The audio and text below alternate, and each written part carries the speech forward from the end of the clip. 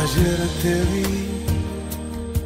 fue más claro que la luna, en mí no quedaron dudas, fue una clara aparición, me ha saltado el corazón cuando te... Buen día, estimados hermanos del diplomado de los rostros de Jesús en la Biblia, en los Evangelios. En esta ocasión vamos a ver el tema sobre los rostros de Jesús en el Nuevo Testamento, excluyendo los 4 Evangelios. Vamos a ver el rostro de Jesús en las cartas de Pablo, en las cartas pastorales, la carta a los Hebreos y el Apocalipsis.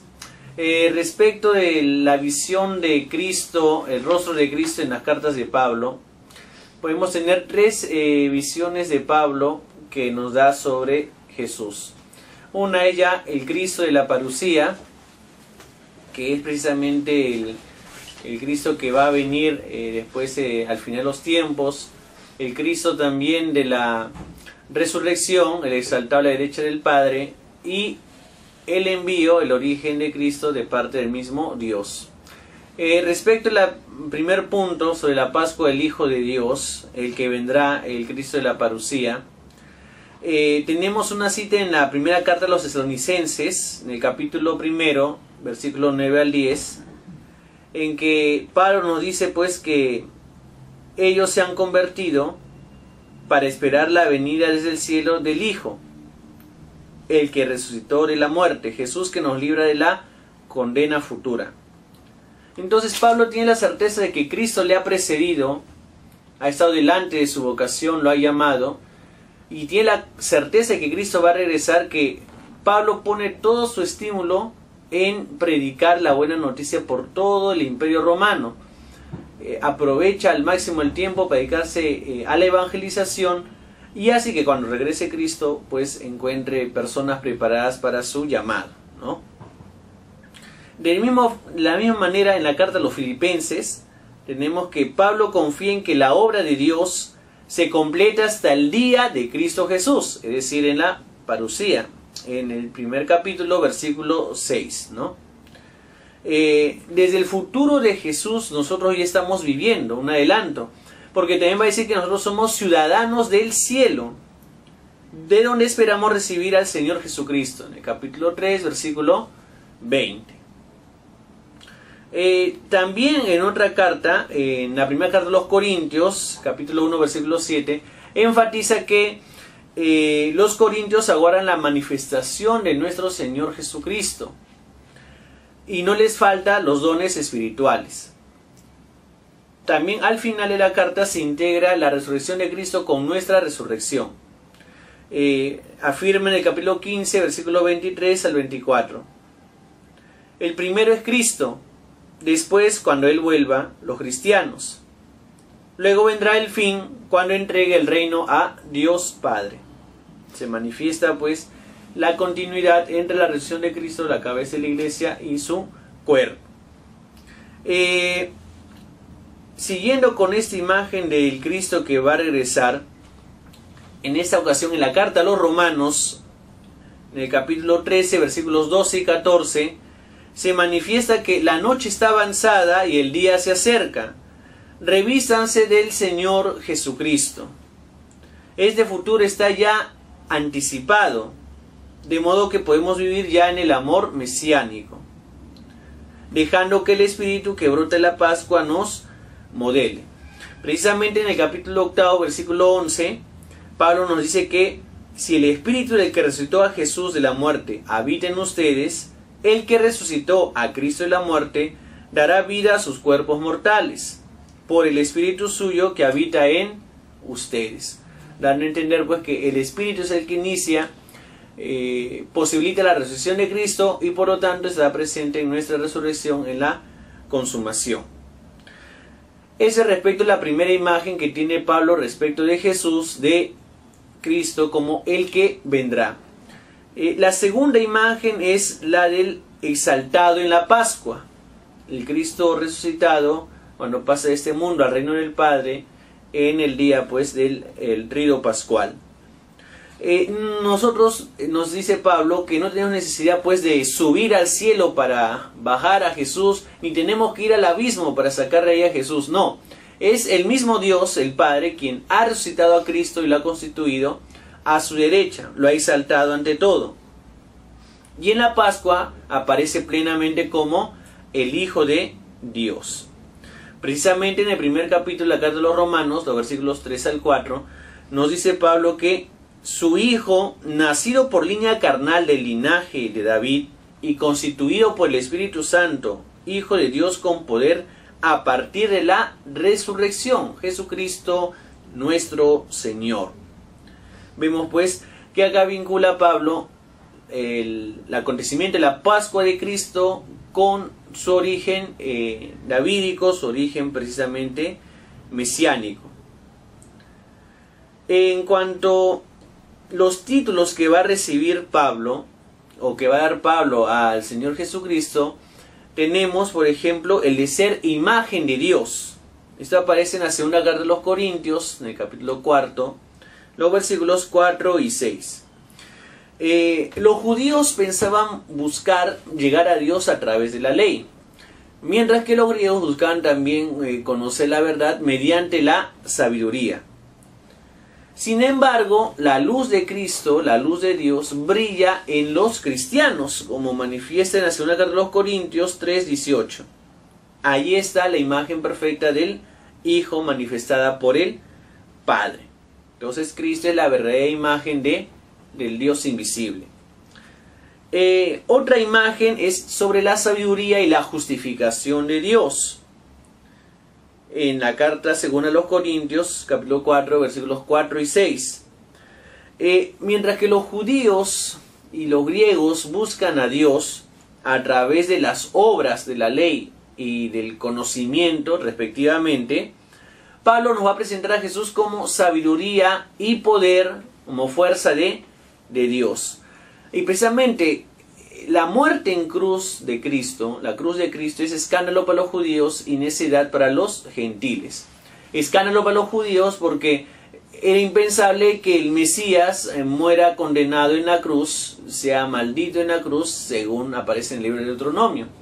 Y al mismo tiempo era necedad para los gentiles, para los griegos, porque para los griegos los dioses tomaban forma humana, pero luego dejaban esta forma humana. Cuando los cristianos hablan que Cristo muere, luego resucita y nuevamente toma su cuerpo, quiere decir que Cristo estaría volviendo a la cárcel del alma, el cuerpo, como así lo entendían los griegos. Por lo tanto, cuando los primeros cristianos, y sobre todo Pablo, predican la cruz de Cristo, era algo que no era comprensible ni para los judíos ni para los gentiles. Sin embargo, en la cruz se manifiesta el poder de Dios, ¿no? En la primera carta de los Corintios, en el primer capítulo, versículo 18, nos dice Pablo que el mensaje de la cruz es locura para los que se pierden, pero para los que nos salvaremos es fuerza de Dios. Entonces acá vemos que Pablo, por un lado, está dando la razón a Dios, está justificando a Dios, lo que vendría a ser una teodicea, pero también en la cruz se descubre el sentido del ser humano, lo que vendría a ser una antropodicea.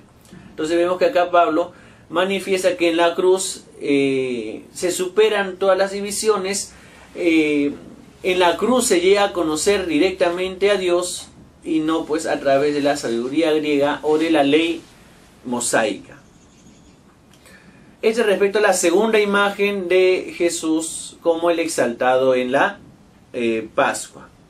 También tenemos un par de imágenes más, que es sobre Jesús como propiciación de Dios. Esto aparece sobre todo en la carta a los Romanos, el capítulo 3, versículo 25. Nos dice Pablo que Dios lo destinó a ser con su sangre instrumento de expiación para los que creen. Pablo está interpretando la vida de Cristo y la muerte de Cristo desde el ritual. De las múltiples leyes rituales judías, la más importante era la del día de la expiación, el Yom Kippur, una celebración anual de la expiación de los pecados. Y en este acontecimiento, cuando la sangre de los animales sacrificados tocaba el propiciatorio, la placa del propiciatorio, allí se entendía que se había logrado el perdón de los pecados, tal como se narra o se estipula en el capítulo 16 del libro del Levítico. Pero en lugar de ese sistema de purificación y superando una mentalidad sacralizadora centrada en la mancha o en la culpa, Pablo nos presenta a Cristo. Entonces Cristo viene a reemplazar todo este sistema ritual. Él es el que nos reconcilia con el Padre. Precisamente en la segunda carta a los Corintios, en el capítulo 5, versículo 19, nos dice Pablo que Dios estaba por medio de Cristo reconciliando el mundo consigo. Entonces, Dios no necesita los rituales del templo ni las leyes de la pureza ritual. Su rito y su pureza están en el mismo Cristo, el cual es entendido como presencia de Dios y reconciliación de Dios. Por lo tanto, pasan a un segundo plano todos los métodos de sacrificio o de salvación religiosa mediante la sangre. Lo que nos salva es la presencia humanizadora de Dios en el mismo Jesucristo. Pero conviene recordar que Cristo no se reduce a todos esos títulos que estamos viendo. Cristo es una persona con el cual nosotros nos reconciliamos con el Padre. Entonces, Cristo como imagen, como sabiduría, justificación, como propiciación de Dios, esos títulos expresan la rica dimensión que presenta el acontecimiento salvífico de la cruz mediante la redención. Luego tendríamos un tercer momento en la reflexión de Pablo, o en la visión de Pablo sobre Cristo. Ya no tanto sobre el Cristo que va a regresar, o el Cristo resucitado y exaltado, sino el Cristo desde su origen, desde su nacimiento. El Hijo en cuanto que es enviado por Dios, el que viene de Dios. Estamos hablando acá de su origen y su preexistencia. Y acá tenemos el texto del capítulo 4, versículo 4 de la carta a los Gálatas.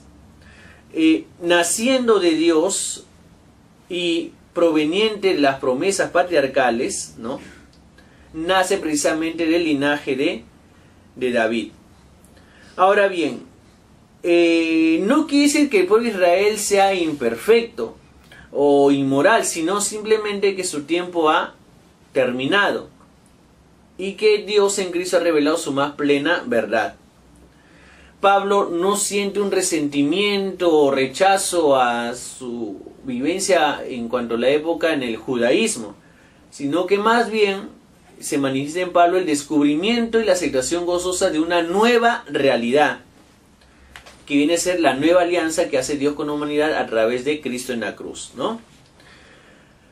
Cuando Pablo nos dice en ese texto de Gálatas 4:4 que Cristo es nacido de mujer, no solo bajo la ley mosaica, no solo en cuanto descendiente de David, sino que proviene de una mujer, como todos los seres humanos, y acá Pablo está vinculando con Eva, la madre de todos los vivientes, como aparece en Génesis capítulo 3, versículo 29. Entonces, como todos los seres humanos, Jesús nace de la fuerza viva que se expresa precisamente a través de la mujer, ¿no? La siguiente frase, nacido bajo la ley, nos presenta que junto a la mujer, que es la garante de la vida, nos encontramos con la ley, que es la regulación violenta dentro de la misma vida. Si la ley hubiera sido capaz de reconciliarnos con Dios, prácticamente la misión de Cristo habría sido en vano. Y el tercer miembro es nacido de Dios, que en el texto es cuando dice, cuando Dios envió a su Hijo. Entonces Cristo ha nacido de Dios superando las limitaciones del mundo, que es la ley, y cumpliendo las promesas divinas. Para rescatar a los que estaban sometidos a la ley, y nosotros recibiéramos la condición de hijos. Entonces Pablo argumenta que Cristo, el hijo de Abraham, el hijo de David, él nos reconcilia con el Padre, y por lo tanto nosotros también somos hijos de Abraham cuando nos unimos a él a través del sacramento del bautismo. Entonces, de esta forma también los cristianos somos herederos de las promesas patriarcales. En cuanto a las siguientes cartas, esa es la visión que tiene Pablo respecto de Cristo en sus cartas auténticas. También podemos ver sobre la imagen de Cristo que aparece en las cartas pastorales. Acá se interpreta de otra manera el sentido salvífico de Jesús, ¿no? Tanto en la carta a los Colosenses y a los Efesios, que se escribirían hacia los años 80 y 90 respectivamente, el gran misterio de los tiempos no es la parusía como en Pablo, no es el mensaje del Evangelio y la muerte de Cristo como en los Evangelios sinópticos, sino que es precisamente la manifestación de Cristo con su poder en la Iglesia, ¿no? En la cual se superan las divisiones entre judíos y gentiles. Precisamente en la carta a los Colosenses, en el primer capítulo tenemos un himno primitivo que fue adoptado por el autor, dándole un sentido cristológico.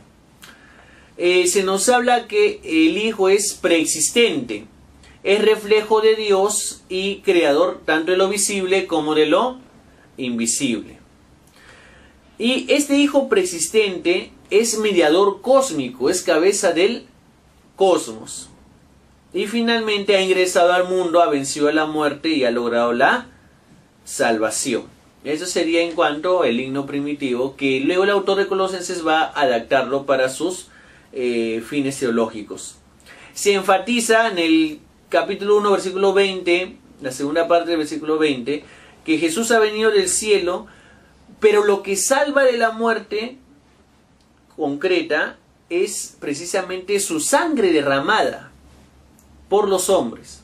Entonces no es una salvación etérea, sino que es precisamente una salvación enraizada en la historia, manifestada esto con la expresión de la sangre. De igual forma, Cristo ya no es solamente cabeza del cosmos, sino es cabeza de la Iglesia.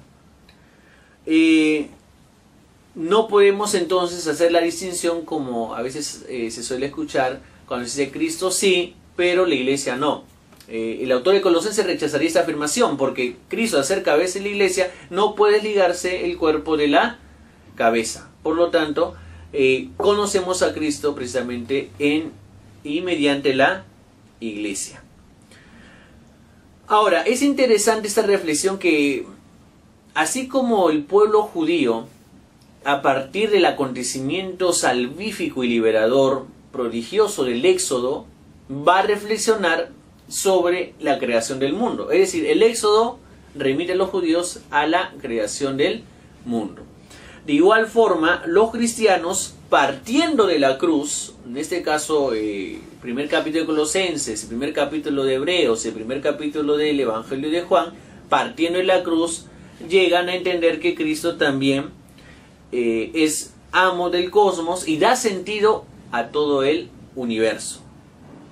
Vemos pues que en la carta a los Colosenses, sobre todo en el himno que aparece en el primer capítulo, la cristología se vuelve una cosmología fundante. En cuanto a la segunda carta, en la carta a los Efesios, que adapta el mensaje cristológico de Colosenses, lo va a convertir en un mensaje eclesiológico. Y esto lo va a realizar mediante dos maneras. Una es presentando a Cristo como esposo. Entonces, en el primer capítulo, versículo 3, se dice que Dios nos ha bendecido en Cristo, su amado, el predilecto, y en quien nosotros tenemos la redención completa, en el versículo 7 del mismo primer capítulo. Este amado por Dios, el predilecto por Dios, se va a convertir en el amante, el esposo de la Iglesia, que ofrece su vida por ella. Y la segunda imagen es la del cuerpo de Cristo. Jesús ha recapitulado, ha sintetizado lo celeste y lo terrestre, y así aparece como fuente de la unidad de la iglesia. Se superan pues las barreras que dividían el muro de enemistad entre los judíos y los gentiles. Entonces, la cristología cósmica de Colosenses se va a convertir en Efesios en una cristología interhumana o eclesial. Eso respecto de las cartas a los Colosenses y a los Efesios. Luego tenemos otras 3 series de cartas, las llamadas cartas pastorales, por estar dirigidas a pastores de iglesias, es decir, a Timoteo y a Tito.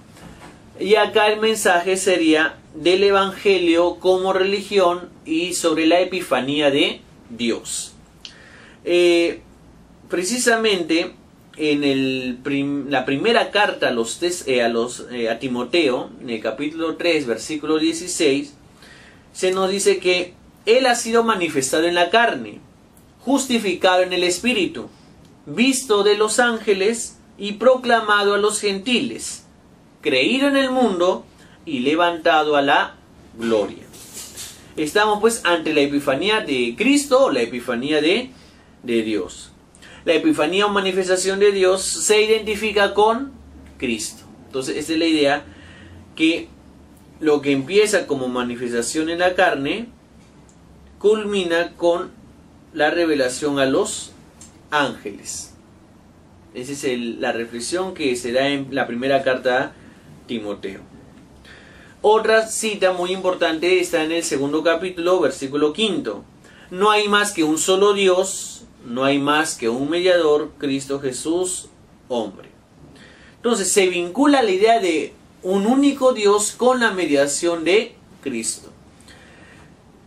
Entonces se presenta como un proyecto lo que los romanos buscaban. El Imperio Romano buscaba la unidad. Precisamente el que da la unidad es Dios, pero a través de Cristo. Y este es el aporte de los cristianos al Estado o a la vida social. Dios se nos hace encontradizo entonces en la persona de Cristo. Y en el mismo primer capítulo, versículo 15, cuando se nos dice que Cristo vino al mundo para salvar a los pecadores, se nos dice pues que Jesús ha venido de Dios, no de sí mismo, y llega como don de la gracia. En la segunda carta a Timoteo, en el capítulo 2, versículo 8, se nos dice: acuérdate de Jesucristo, resucitado de la muerte, y descendiente de David. Esta es la buena noticia que yo predico. Entonces, siendo mediador universal Cristo, sigue siendo un individuo concreto. Esto se especifica cuando dice descendiente de David.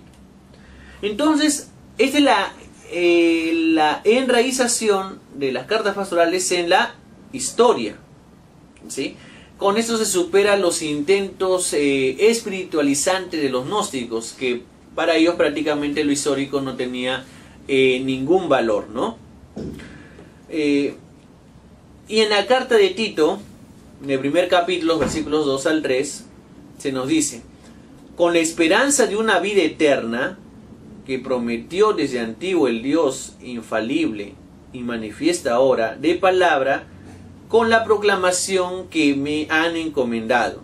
Entonces la palabra transmite vida eterna. Eso es lo que nos quiere dar a entender el mensaje de la carta a Tito. Entonces es muy importante que la palabra de Dios nos da vida, nos transmite vida eterna, precisamente cuando nos unimos a Jesucristo o conocemos a Jesucristo mediante el mensaje de los apóstoles. Al mismo tiempo, las cartas pastorales tratan de superar este enfoque de ausencia de lo histórico en la salvación. Se combate, por ejemplo, esas tendencias de los gnósticos que afirmaban que la resurrección no iba a ser en el futuro, sino que ya había tenido lugar en el bautismo. Entonces, en este caso, se supera ese riesgo de atemporalizar, quitar toda referencia histórica al mensaje cristiano. Y al mismo tiempo negaban pues la pasión histórica de Jesús. En Tito, precisamente en el segundo capítulo, los versículos del 11 al 14, se nos hace saber que ya se ha manifestado la gracia salvadora. Pero ese es un medio o el primer paso que nos va a llevar a la manifestación plena de Cristo, que se da en la parusía. Ahora, pasando a otra carta o una exhortación, la carta a los Hebreos, el mensaje sería: Dios nos ha hablado a través del Hijo. Y nos enseña que frente al culto pasajero, imperfecto y caduco del templo y del sacerdocio judío, tenemos a Jesús, quien, habiendo ingresado en la gloria del Padre revestido de su sangre, intercede por los pecadores. Precisamente en el primer capítulo, en los versículos del 1 al 3, se nos dice: en el pasado muchas veces y de muchas formas habló Dios a nuestros padres por medio de los profetas. En esa etapa final nos ha hablado por medio de su Hijo, a quien nombró heredero de todo y por quien creó el universo. Él es reflejo de su gloria, la imagen misma de lo que Dios es, y mantiene el universo con su palabra poderosa. Él es el que purificó al mundo de sus pecados y tomó asiento en el cielo a la derecha del trono de Dios. Entonces, la relación del Hijo con el Padre precede y funda lo que Él va a hacer. La creación del universo, expresada en la palabra o en la frase: mantiene el universo con su palabra. Precede y funda la redención, cuando dice la carta: purificó al mundo. Y también será la culminación escatológica, cuando dice: tomó asiento en el cielo a la derecha del Padre. Ahora bien, la carta de los Hebreos pues nos da otra imagen de lo que es el sacrificio, porque comúnmente en la historia de las religiones el sacrificio ha sido instituido para reparar una falta, reparar un daño, ¿no?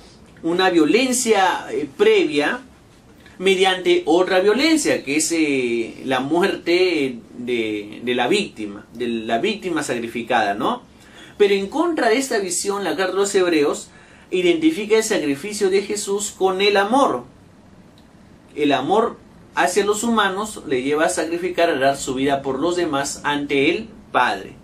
Entonces Jesús no se está ofreciendo como un castigo, ni muere por algún tipo de pecado, sino que lo principal es ese amor gratuito. Entonces es muy importante en esta nueva visión del sacrificio que nos da el autor de la carta a los Hebreos. Precisamente en el capítulo 5, en los versículos 5 al 7, nos dice la carta: al entrar en el mundo dijo: no quisiste sacrificios ni ofrendas, pero me formaste un cuerpo. No te agradaron los holocaustos ni los sacrificios expiatorios. Entonces dije: aquí estoy, he venido para cumplir, oh Dios, tu voluntad. Entonces esta imagen del sacrificio, no en el sentido de violencia, sino en el sentido de donación, de la entrega voluntaria de la vida en favor de los hombres, sus hermanos. Otra imagen que también aparece en la carta de los Hebreos es del Hijo y sacerdote. En este caso Jesús no se distingue de los humanos. La carta de los Hebreos manifiesta esta encarnación histórica de Jesús, sobre todo en el versículo 16 del capítulo 2, cuando dice: no vino en auxilio de los ángeles, sino de los descendientes de Abraham. Y Hebreos reconoce su origen israelita. Nuestro Señor procede de Judá. Entonces, Jesús no derrama sangre ajena, ni aplaca a Dios con la violencia. Es más, Cristo es sumo sacerdote, regalando su vida por los otros en gestos de amor. Entonces tenemos que la víctima es Cristo, el sacerdote es el mismo Cristo y el altar es la cruz. Entonces acá tenemos una nueva visión de lo que es los sacrificios del Antiguo Testamento, cómo van a ser reemplazados o superados mediante la muerte de Cristo en la cruz, pero no ya visto como un sacrificio una violencia que cancela otra violencia, sino que la motivación es precisamente el amor de Cristo hacia la humanidad, mediante el cual entrega voluntariamente su vida al Padre. Ese sería el mensaje de la carta a los hebreos, ¿no? En el último libro de la Biblia, en el Apocalipsis, tenemos también una visión, un rostro de Jesús peculiar. Tenemos en primera parte la imagen del Hijo del Hombre, el Hijo del Humano, que se pasea entre los candelabros, tiene el poder, en su mano las estrellas, lo que manifiesta la vinculación, la identificación del anciano de días, que aparece en la visión de Daniel, con este Hijo del Hombre. Se manifiesta pues que Jesús entonces es un ser divino y que en sus manos tiene el curso de la historia, ¿no? Se identifica como un Hijo del Hombre al igual que Ezequiel. Luego tenemos que este Jesús es el Cordero degollado, que también entrega su vida por sus hermanos los hombres, y que también tiene en sus manos, en el acontecimiento de la Pascua, de la interpretación de la historia. Precisamente el Cordero degollado va a ser el que tome el rollo, va a aperturar los 7 sellos en el que estaba encerrado este rollo, y va a dar sentido o explicación de la historia. Y asimismo, ya hacia el final del libro, Cristo aparece como el jinete vencedor y la manifestación de las bodas del Cordero. Así como en el Génesis tenemos se apertura con la primera pareja, con Adán y Eva, ahora tenemos en el Apocalipsis las bodas de Cristo, del Cordero, con su iglesia. Y al mismo tiempo, como en el Génesis se abren los cielos y la tierra, en el Apocalipsis se abren los nuevos cielos y la nueva tierra, en el que está Dios en su trono, el Cordero y el río que emana, que viene a ser el Espíritu Santo, es decir, las 3 personas divinas. Es muy importante acá cuando Juan marca la figura de los que siguen al Cordero, los que son sellados con el sello del Cordero, mientras los que son marcados con la marca de la bestia. Para Juan no hay ambigüedad, es un término medio, o bien se sigue al Cordero o bien se sigue al dragón y la bestia. En ese sentido, la imagen de Cristo o el rostro de Jesús que aparece acá en el Apocalipsis, tenemos pues como el Hijo del Hombre que se pasea entre los candelabros, tiene en su mano a las iglesias, las 7 iglesias de Asia Menor, que vienen a significar la plenitud de todas las iglesias. Es el Cordero que da sentido a la historia cuando apertura el rollo con sus 7 sellos. Y finalmente es el jinete vencedor que vence a los enemigos, a los que explotan, digamos, a la humanidad, en este caso los que persiguen a los cristianos, y finalmente la unión de Dios con la humanidad expresada en la figura del Cordero y su boda con la iglesia, que es una imagen tomada también de los profetas, ¿no? La de Yahvé como el esposo e Israel como la esposa. Bien, hemos visto pues, hermanos, las principales imágenes, los principales rostros de Jesús en el Nuevo Testamento, tanto en las cartas de Pablo como en las cartas pastorales, en la carta a los Hebreos, en Colosenses y Efesios, y finalmente en el Apocalipsis. Es muy importante rescatar estas imágenes, porque a veces nos centramos en las imágenes de Jesús, el rostro de Jesús en los Evangelios, pero también es importante rescatar, aprender, profundizar en esas otras imágenes que también aparecen en el Nuevo Testamento. Muchas gracias por su atención. Buen día.